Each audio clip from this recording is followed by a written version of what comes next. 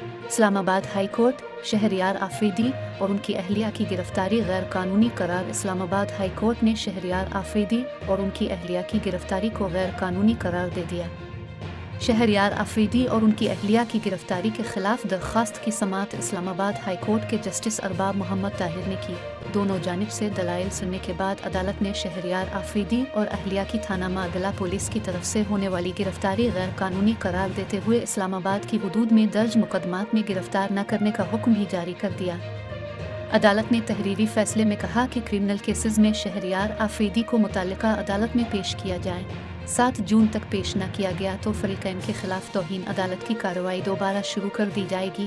Jail class میں تبدیلی کے حوالے سے الگ متفرق درخواست دائر کی جا سکتی ہے۔